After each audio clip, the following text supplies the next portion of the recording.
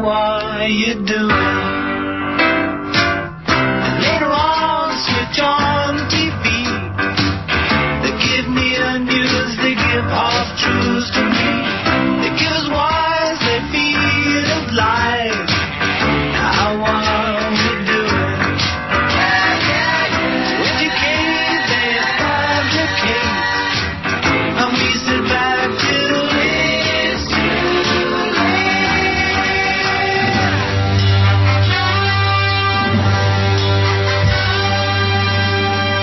The Radio Adventure. Rick Adams is on. 1 Thessalonians 5:3, my friends. But when they shall say peace and safety, then sudden destruction cometh upon them, like travail upon a woman with child, and they shall not escape the wrath of God to come. Folks, that will be the day of the descent of Jesus Christ in flaming fire. And he will destroy utterly the Babylonian system, the city of Babylon. Babylon will be fallen and gone, and all of those who have waxed off of her delicacies. Oh, yes, off of war, terror, occupation, murder, all of the things that the Lord God despises, that Satan represents, and his children represent, and are doing. They will all be ended quite soon, very soon. But first they have to make their final hurrah. They have to give us their papa, their final strike, thinking they might be able to pull it off this time. They just might be able to do it. Well, they won't. But in the meantime, a lot of people are going to die. A lot of people are going to be sick. And that's the road to peace. And that's the road to safety, isn't it? You must murder in order to save, they say. That's what John Kerry says, isn't it? Last night, I gave a little sample of the speech, the address of General Smedley Butler, just before World War II, on the doorstep of war, warning against it, warning against interventionism and the heavy price that it exacts. I want to play a little bit more of that for you tonight, folks, to set the tone, because it's not all about war. It's all about peace and safety. War is necessary to bring peace and safety, the false peace, the false safety. So let's hear what he was saying. Smedley Butler, the great general, the most highly decorated Marine at that time, World War I vet, and he said he had enough. He had enough. Just like General Patton said, I'm coming home to tell the truth. No more wars. No more wars for Judaism, for Zionism, for the synagogue of Satan. They took him out. General Butler took him out just in case he might capture some of the media that was not totally corrupt and enrapture people to his point of view. Here he goes. It's simply a racket.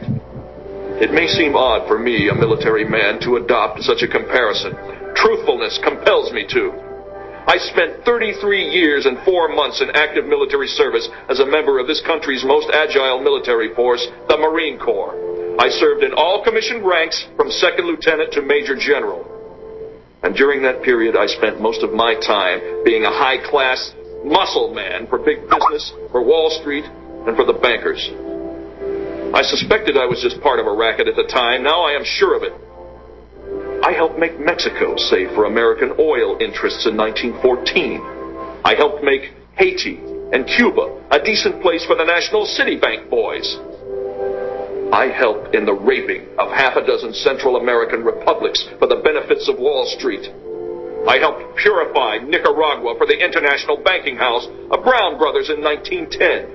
I brought light to the Dominican Republic for American sugar interests in 1916. In China, I helped to see to it that Standard Oil went its way unmolested.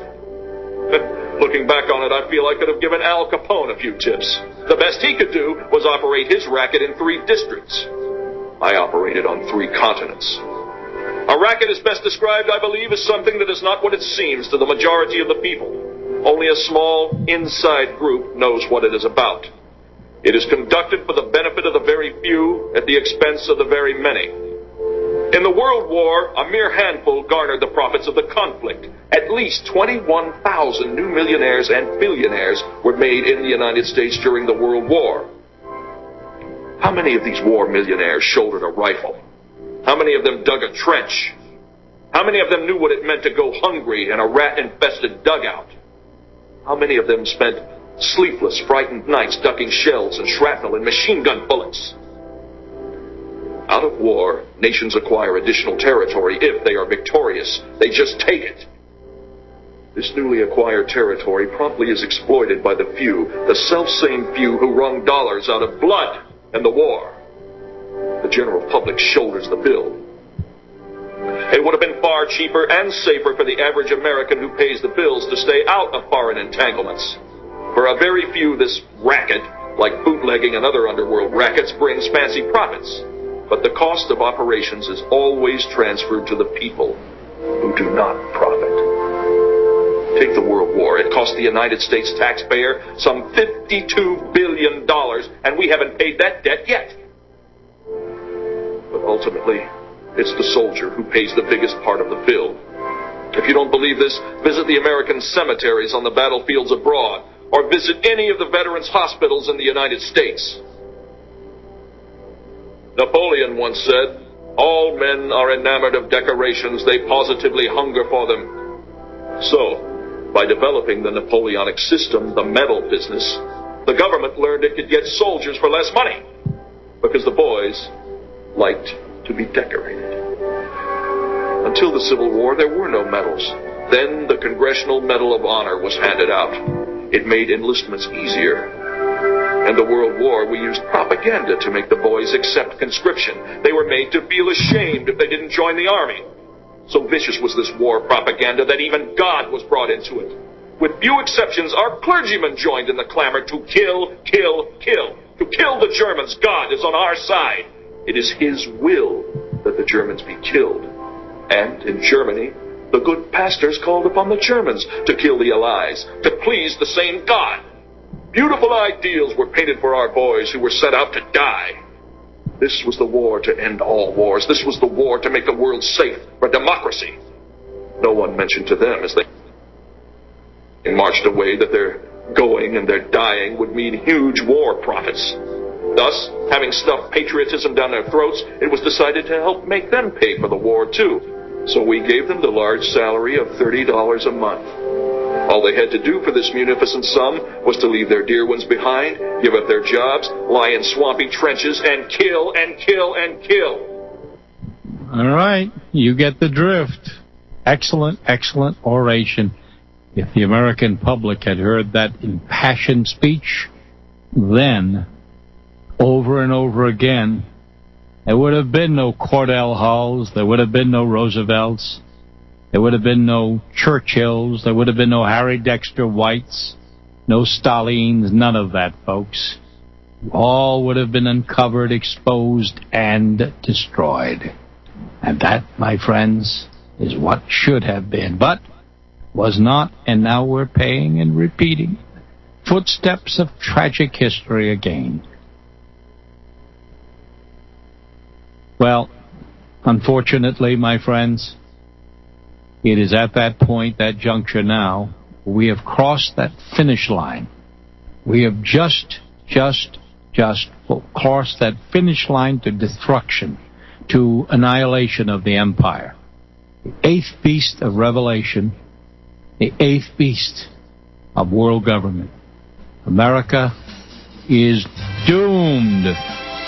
My friends, it is doomed. All right, Rick Adams, the doomsday voice of truth and reality, no sugarcoating history or reality as it is unfolding. We'll come back, though. Listen up, turn the dial up. Rick Adams, Uncensored.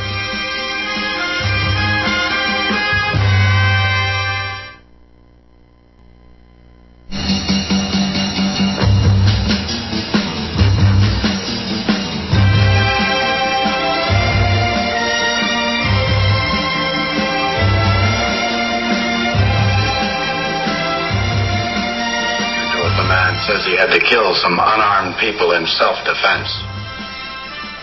There isn't any point in arresting him. If he happened to own the town council, the judge, and the marshal's office. Is there a marshal? And I might add, the U.S. military, right? Well, obviously, the U.S. military is owned and operated by the synagogue of Satan. Now, what more proof do we need, right? You know, even some of our people, that contact us here at RBN that even work here say, is there any reason now that anybody has any doubt as to who is behind this encirclement of Syria and Iran? Is there any question mark as to why Egypt now disappears from off the front page of the propaganda media? Why Egypt is all but forgotten now that Israel has gotten what it wanted. A military junta. A military junta. That's called democracy. It's called freedom, isn't it? Israeli style. In other words, it's tyranny. It's despotism. But as long as it's Judaic, Bolshevik, Trotskyite, socialist, Marxist, poor little innocent, tiny, defenseless Israel, why, of course, it's acceptable. It's acceptable to all the brainwashed, all the unwashed, all the uneducated, all the miseducated who simply don't know.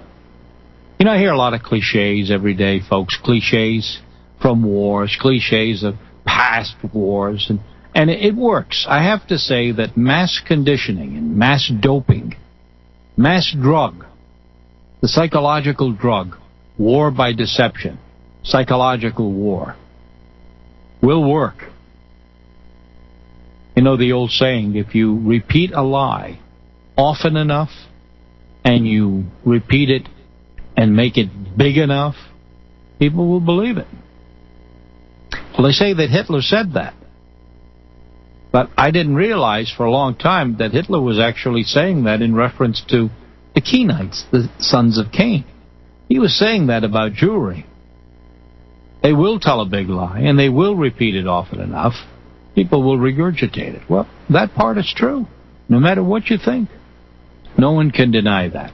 And now it is coming to pass. You know, I happen to sample a little bit of talk radio. I never do this. I never listen to other talk shows. And I certainly don't find it pleasurable to waste a lot of time listening to local talk radio. But I did. And, you know, that was the topic today. Once every year, once every war, or every 6 months, however a war happens, they will, get on the subject, and they'll talk about it, and they'll whine back and forth, pro and con. Some Trotskyite, others traditional conservatism. Let's get back to isolationism, neutrality first, and so on. And the only problem is, not one of them can get to the basic core of what's taking place now. They will say, yeah, so what if Assad is the big, brutal, bodacious dictator that he's supposed to be? He's the new demon. He's the new Hitler. So what? Let's just mind our own business. Instead of coming back and saying, wait a minute now, hold your horses. Hold your horses. It's not about Assad. It has nothing to do, in reality, with Syria. This war has nothing to do with Syria. It has to do with conquest of the world. Paul Warburg said, you will have a world government whether you like it or not, either by conquest or by consent. Syria just happens to be one of those nations mentioned years and years back as being the targets. But we can't go get them all at one time. We just can't go and let all the dominoes fall, because somebody might start complaining. The dumb masses might even wake up. We can't take that chance. We can ride our time, bide our time, make a lot of money in between. So, people are not asking the right question. The question is not about gassing people. Well, the United States has been gassing people for years. Israel has been supplying these insurgents in Syria. It is now shown beyond any shadow of a doubt. Only John Kerry Cohen doesn't want to admit it publicly. But everybody, including the White House, is well aware of the fact that Israel has an incredible stockpile of poison gases, chemical warfare capability, and yes, nuclear capability as well. Now, if they're opposed to something, why do they have it? Why do they stockpile it? Obviously, because they want to use it. And they have used it. And Israel has used it again and again and again. The United States has used it again and again and again. Napalm, white phosphorus, you name it, they've used it. With absolutely no opprobrium whatsoever. No price to pay, just a little tiny slap on the wrist. That's all they've gotten. Because they're in the driver's seat. They're not on the bus. They drive it. They run the bus. Whether it's Laidlaw or whatever, they own that vehicle. And those passengers are getting a little bit nervous. When's this ride going to end, they're saying now? When's the next war? We don't stop this now, we're never going to be out of war. The economy's going to collapse, and America is doomed. Well, it is. Well, it's happened. You're about 90 years too late. If they had listened to Smedley Butler about 68 years ago, they would have known better. They would have known how to avoid war, how to stay out, how to kill, punish, and even kill a man in the White House who was orchestrating events to war. They would have taken him out. They would have taken him and drowned him in the Potomac. They would have said, no, we're not sending our sons and our daughters to die for world Jewry, for Zionism, on the altar of wealth, of illegally gained goods and wealth. We're not going to do it anymore. But, unfortunately, the human nature factor is so strong that once again, even those who are opposed to this Obama war, notice, Obama, not Bush, are very, very, very hesitant to question the hypothesis that is being laid out for war. That chemical weapons were indeed used, and that the government of Syria used them. That has nothing to do with anything, my friends. Totally irrelevant issue, given what I've just shown you. We had clean hands, it might be a different story, huh? If Israel hadn't done all of these things over and over and over again in violation of many UN and world treaty obligations, it might be a credible issue. But it's not credible. There is no credibility anymore. People have died, over 120,000 in Syria for the last 2 years, in a variety of ways. Soldiers have had their hearts cut out and eaten by these so-called rebels and freedom fighters. Innocent villagers totally shot down, burned to the ground, killed. But somehow it just takes a few photographs, and Andrea Mitchell and Chuck Todd and David Engel and Fred Engel and Tom Engel and all of the others, including Ann Curry, to convince us that now this is the end, the breaking point. The camel is now broken. The straw has broken its back. You see, it works. It works. That's all you need to condition the people. Not that they approve of it necessarily, but that now they'll sit back and let their government do whatever it wants. That's the issue. That's the real issue, my friend. That's the reality again. We'll come back with more, and we'll take a couple of calls. Hey.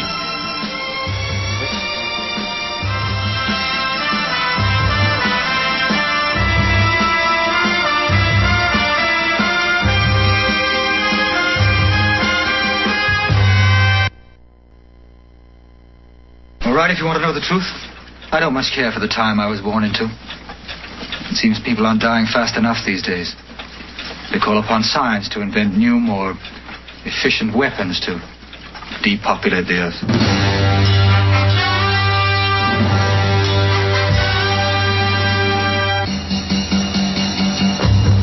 All right. Okay, we're back now. Thank you.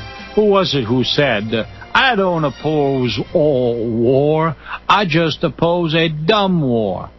I am opposed to this war in Iraq. I am opposed to Afghanistan. I am opposed to these senseless wars in the Middle East on the part of the Bush-Cheney team.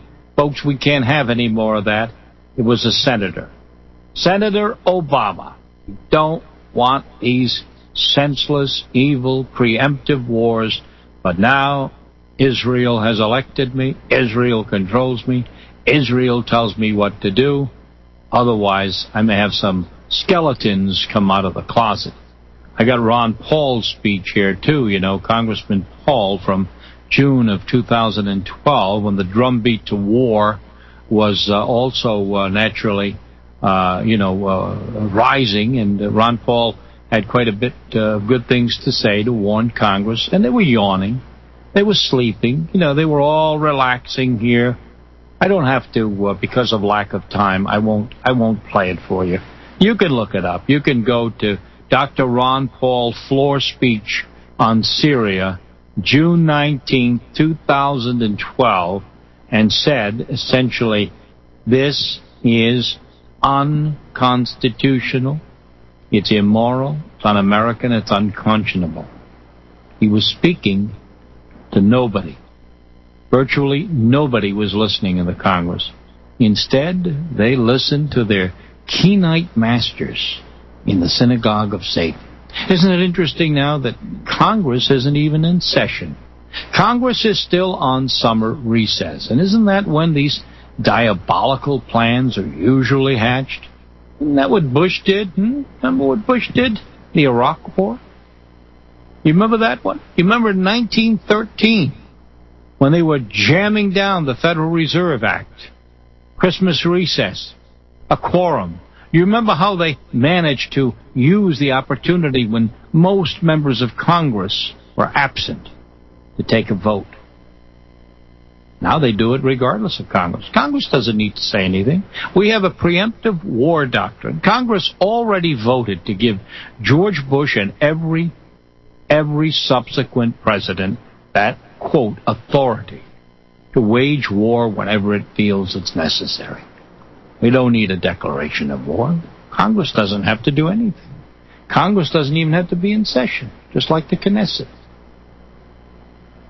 The Prime Minister, the dictator of Israel, the dictator in America, will make that decision, whether we like it or whether we don't.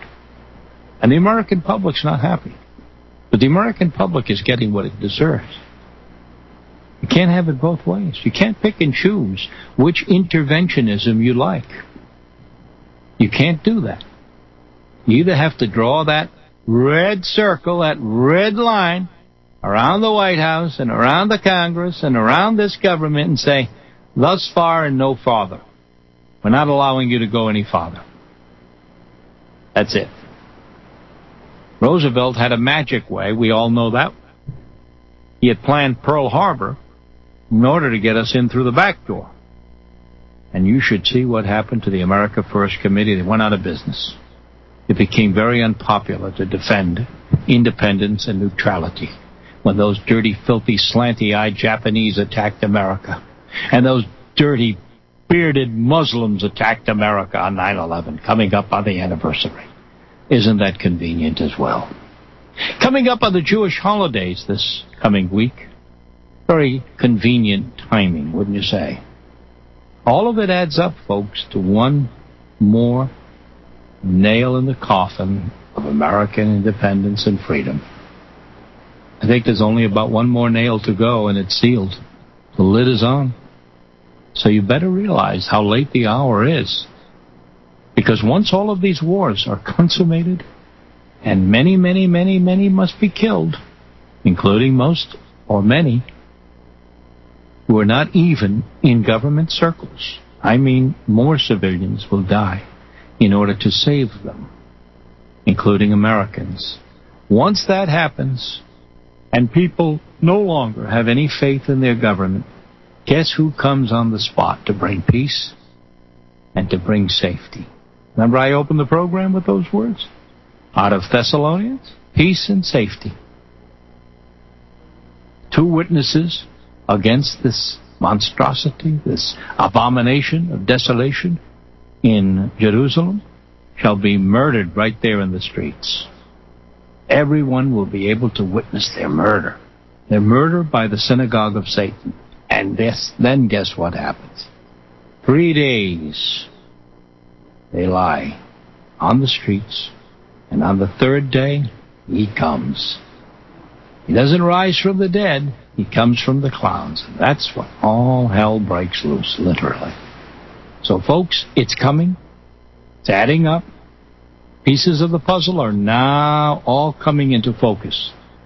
All we need now is just to see it happen. That's all. Resistance is fine. Opposition is fine. Non-participation is wonderful. As Smedley Butler said, churches got involved in the wrong way. Kill, kill, kill. Instead of obey, obey, obey. And that is the success. That is the key. The true church serves one master, and he's not in Jerusalem. Not yet. All right, I tell you what, I've been gabbing here, giving my monologue for a long time. So instead of talking any longer, because of anxiously awaiting calls, I will defer to them. All right? So let us see who is first. Mike, who's first here, young man? I think we'll take Tom. All right, Tom from Brooklyn, you're up first. Hello, Rick. How are you? Hello, Tom. I'm doing wonderful on the eve of the newest and latest freedom-fighting war for democracy and love. It's all part of the illusion, brother. And, you know, who handles the illusion makes the profit. Right. Sets the rules. It's unfortunate. I'm about to give you some prophecy that's not exactly prophecy.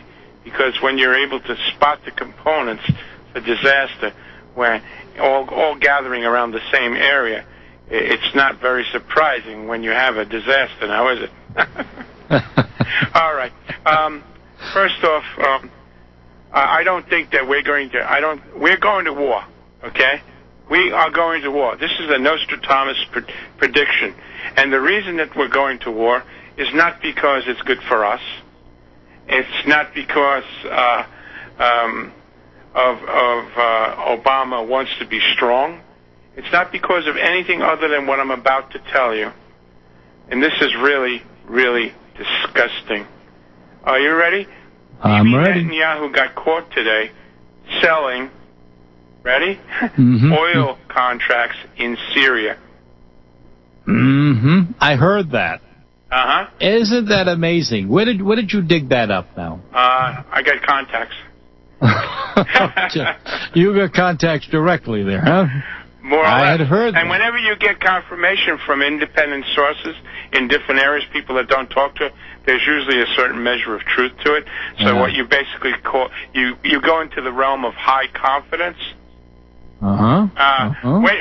Basically, what I had sent you a YouTube video today, and you probably didn't see it yet, but a lot of things are there, and the one before it is even better because it basically says that after the war is over, Israel will step in and expand its territories, and what they'll basically do is offer the infrastructure for the management of the conquest of the spoils of war. And then, all of a sudden, today, my contacts gave me the keys to my cell, and they said, "Let yourself out and pat yourself on the back." Bibi Netanyahu was selling oil contracts to the Rothschilds. Yeah. Well, he earned it. You know, he earned those contracts. Well, the bottom line is the guy's got a lot of confidence in something. Selling something before you even have it. You must really have a lot of leverage because the entire world, including the American people, don't want the war. But Obama has to do this war because they've got something on him. Well, they got a lot on him. Well, they have something on him. And I have told people before that nobody could be this disattached from reality. Okay? Mm-hmm. And it's not his ego. It's the sword of Damocles. They're holding a sword over this man's head. They've always done that, too, haven't they? They've done that with every installed leader, my friend Tom. Okay, you want me to hold? Well, I got a number of other callers. I'm going to try to squeeze them in, and also Dr. K's on the line. Have you said enough, Tom? Okay. I think you've given us a lot to be nervous about.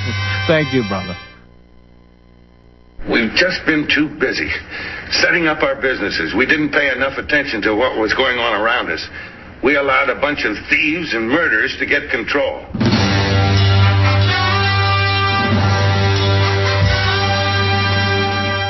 Okay, we're back, folks, and we only have about 12 minutes left in the program, so I have a belated call here from Dr. K. I have a few callers up that I'd like to bring in with him, maybe, if we have time, okay? Dr. K, come on up here. Are you there, sir? Here he comes. Now we lost him. We lost him or we got him? Okay, let's quickly bring up James, I believe. James is next on the program. Yes, James in Pennsylvania. Good evening, Brother Rick. Yes, sir. Yeah, listen, I got a couple of things I'd like to bring up real quick, and they're both quotes.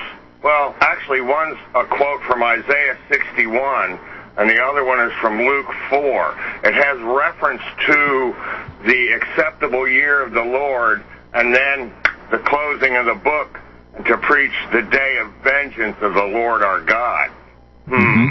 All right. Okay, Good. Now, okay, the sun shall no more go down, neither shall thy moon withdraw itself, or the light. The Lord shall be shall shine everlasting light, and the days of thy mourning shall be ended. Okay, this is what we have to look forward to. This is the great promise of, I guess it's called the gap theory in a way. That's where the Lord himself closed the book after reading that chapter of Isaiah and Luke. So it's about time for these wicked Kenites to meet their fate. That lake of fire and the tares that are appointed to go away soon. Very true. That day is coming. They have to fulfill their part of prophecy first, though. Remember. Right. That's the key, my friend. All right. What else did you want to bring up? What's your new schedule going to be? Well, I don't know about any new schedule yet. I'm still here right now. All right, yeah. I mean, I heard something about Bob Tuscan taking over at times. No. That was misinformation that was spread. Okay. But, it just, people couldn't read the right time. But in any event, no, I'm here. I like the segment that you have on Wednesdays when Joe comes on and Dee Dee and Harry. I mean, these guys are really good in Scripture, man. We've done it over the summer months, and we wanted to give people something to get used to and listen to prepare their hearts for the sealing of the mind, which is taking place right now. Okay, James, I got to run for other callers, though. I let you come on, and I have to run right now. So thanks for your call, buddy. All right, who do we have now? Do we have Dr. K? No? Okay. We lost his connection on the cell phone. Okay, let's go to Bill. Bill in Idaho. Yes, good evening, Bill. Yes, good evening, Rick. Excellent broadcast. I'm hoping that Ben Wolfinger, our sheriff, and his erstwhile band of merry robbers over there at the Sheriff's Department actually heard Smedley Butler's testimony, if for no other reason than an echo from history. I sent via Joe a documentation. Ben Wolfinger is mentioned in that documentation. I hope you look at it very closely. It's very interesting how this whole thing is going here in Coeur d'Alene. But it is a matter of those 501c3 corporate churches that Jim was mentioning right before. I think that the 501c3 corporate church silence in regard to the ethically challenged Mr. Terry and the rest of them is evident of how far this thing is going to go before that book is closed. There's no doubt about it. Well, there remains a lot more to come, I'm afraid. I wish we could say it would be all over this week, but unfortunately, no.